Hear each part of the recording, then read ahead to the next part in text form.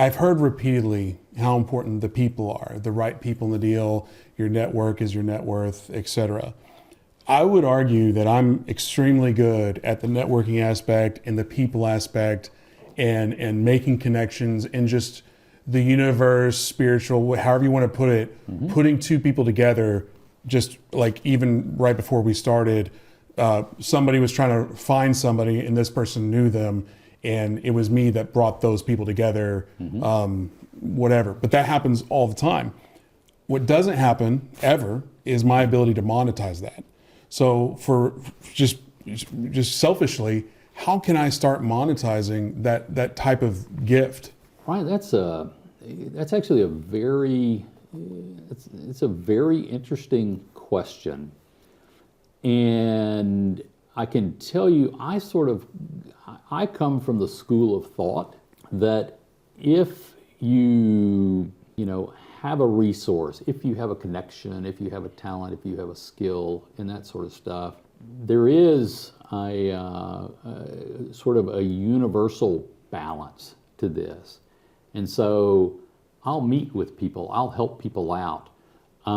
Truthfully for me, and this is my own deep personality, is I want people to be happy. And that sounds funny to say that, but I mean, that's like, I want you to feel satisfied and fulfilled, and I want to help you get to where you're going, which is clearly 25 years worth of being an educator. I don't think, certainly there have been many missed opportunities in my own life and career, Ryan.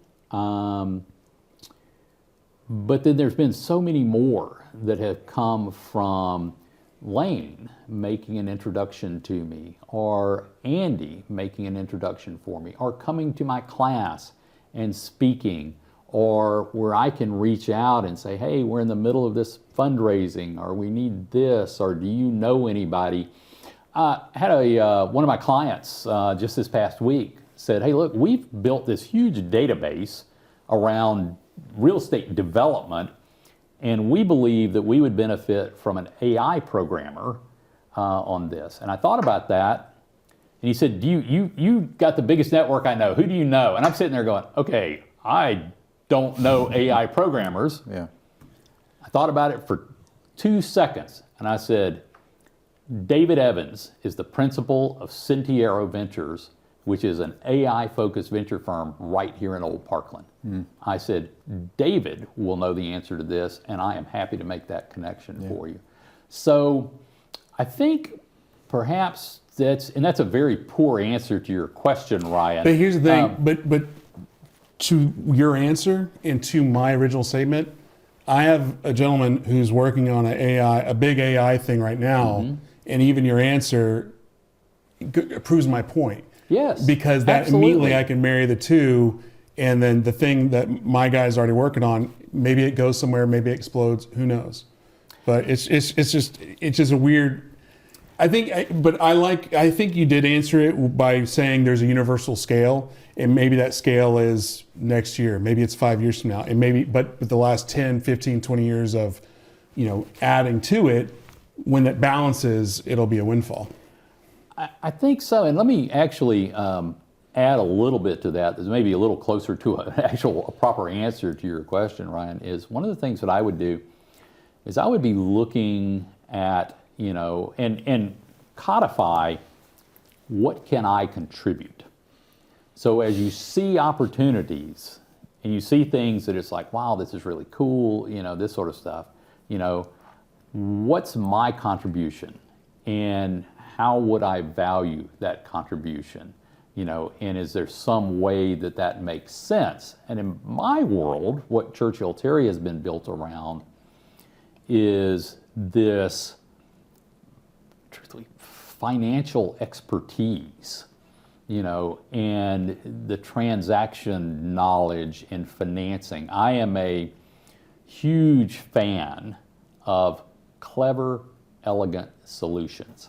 So anybody can solve the problem if the hammer's big enough, and that's fine, and sometimes that's the way problems get solved. But what I really get excited about is when I see some clever, elegant financing solution, or gosh, this is going 100 years back. GE bought RCA, or large chunks of RCA. This is 100 years ago, in the 80s. And the day they completed the transaction, they already had a deal to sell RCA's television division to Thomson out of France, which would fund the rest. So they broke even. Yeah. They didn't want the television division. Right. So essentially, GE made televisions, RCA made televisions. You know, they put this deal together. We're going to buy RCA, and then we're going to combine the television divisions.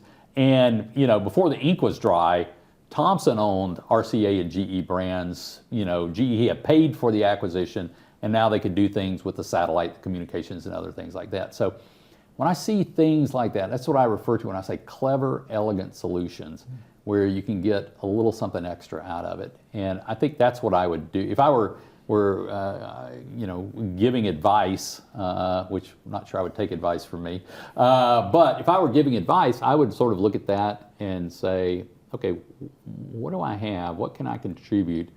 And I guess not in a way that you have to think about it, Ryan. It's like, oh, you know, these three things, you know, and when I see something this fits, it's like, oh, this, you need this, you know, we can collaborate on that.